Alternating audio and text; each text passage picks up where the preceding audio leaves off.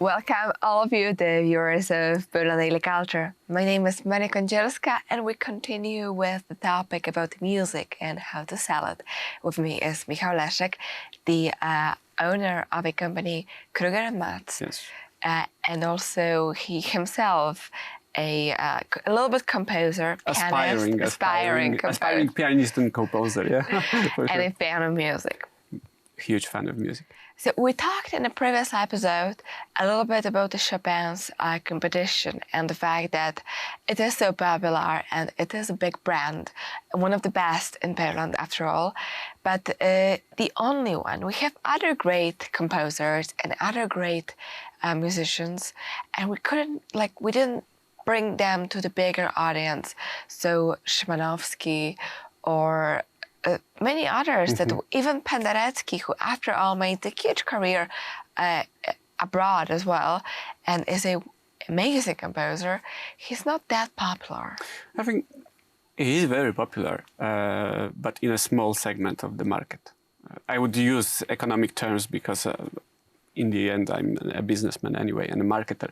So they achieved, both of them achieved, I think, a huge success, but in a very niche market. So people who should know them, they know them, right? People who are melomans who listen to classical music a lot, I think they know Szymanowski, they know Penderecki.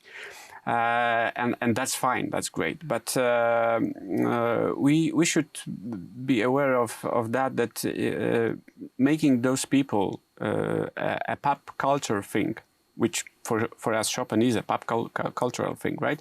It's very, very difficult because their music is not easy accessible for everyone. Their music is sometimes long, sometimes very complicated. You need to put some effort into listening to those, and you need to develop your ear actually, and your own musicianships and appreciation of maybe more experimental music, more complicated and sophisticated music as well.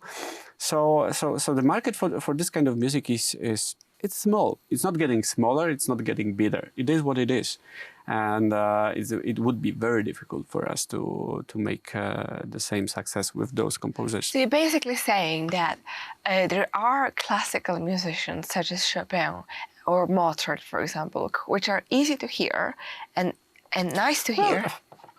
And I'm not a really fan of Mozart, so that would be a difficult conversation. But in terms of, for example, Chopin, you kind of get some starting points into the Chopin's world and music. Which is low, okay. Not low, because in easy the art form it's very high, but it's very accessible in terms of a standard Joe listening to this music, right? If I will play a beautiful nocturne of Chopin to someone, they will say it's beautiful. If I will play Szymanowski to them, they will say it's complicated most of the time. Okay. Because it is, right?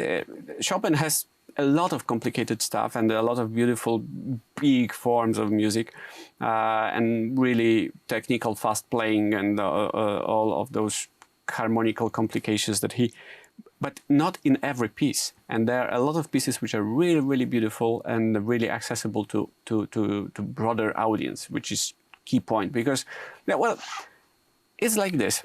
You have a pop artist, which has the pop artist, or they have huge success, right? Because their music is popular. The music is popular because there are a lot of customers wanting to buy their music or listen to their music because it's easy, accessible for them.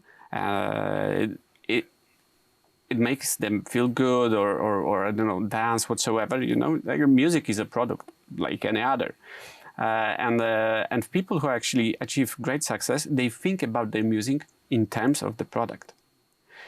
Because they are thinking about what is the market, what the market needs, what the customer needs, and we want to deliver that. That's the standard actually thinking of any marketer or businessman all over the world, right? We think about the market, we think what people want and need, and then we want to deliver this. Right? Okay. In terms of the art, it's a bit different. It's a little bit different, of course. Sometimes you are the great artist and you play your great music, and then people should listen. Well, people don't want to listen to your music because they don't understand. Where is the problem? Is it you or is it people? well, maybe there is no problem. But if you don't think about people trying to listen to your music, and you don't think about them, you think only about yourself, and how of a great artist and how of a great art you produce, then, well, the success can be difficult. Because in the end, the success is people listening to your music. What to do with the other Polish musicians? Are they not, are they not that easily to listen? I guess there are a lot of issues. In terms of the Polish pop music, which actually I think in terms of quality has risen a lot in last years, and we have really great pop music, great quality music, which is for sure sellable all over the world. But the problem is most of the artists sing in Polish language, which is not sellable all over the world. And the other problem is just the marketing. And marketing is very brutal. If you have money for marketing, you can do marketing. If you don't have money for marketing, you don't do marketing. Marketing is a game of who has more money than you, a lot of times. And so in terms of in terms of promoting music in general, whether it's pop or jazz, in States, in US, when most of the popular culture now is produced in States, they really treat this as business, and they really think about customers, and they really think in marketing terms as an investment. So they put a lot of marketing into something because they want to get back the money, and they most of the time do get back the money with a lot of success over it. And that here we put a point that's very interesting, and I hope we'll continue with the topic, how more to sell and be able to do the marketing for our artists. And maybe if you are artists and musicians and you listen to this episodes, you will get some ideas how to promote your own culture. So we will continue with the topic, and thank you very much for watching Poland Daily Culture.